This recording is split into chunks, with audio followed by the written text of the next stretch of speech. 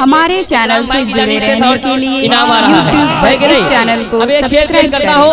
और यही शेर मेरा आखिरी शेर होगा, क्योंकि वक्त की किल्लत दामनगीर है। मैं शेर पेश करता हूँ सरकार ताजुश शरिया के दीवानों के हवाले, और इस शेर पर बिलखुसूस उलमाए कराम की तवज्जो चाहूंगा, इसलिए कि ये मेरे खानदान वाले हैं। ये जिसको नवाज देते हैं वही मुकद्दर का सिकंदर बन जाता है। सुने कि मुफ्ती आजम का तकवा और रजा के इल्म को, हजरत इन लोगों से अच्छा इस शेर को कोई नहीं समझ सकता। सुने कि मुफ्ती आजम का तकवा और रजा के इल्म को, मुफ्ती आजम का तकवा और रजा के इल्म को, मुफ्ती आजम का तकवा और रजा के इल्म को, कि मुफ्ती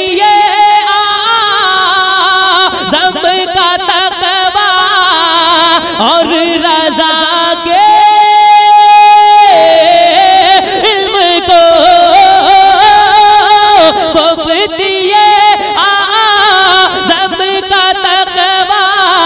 और रजा के इल्म को करके यकजा देख लो, करके यकजा देख लो, अख्तर रजा हो जाएगा, करके यकजा देख लो, अख्तर रजा हो जाएगा, चाँद सीना चीर लेगा, मौजज़ा हो जाएगा।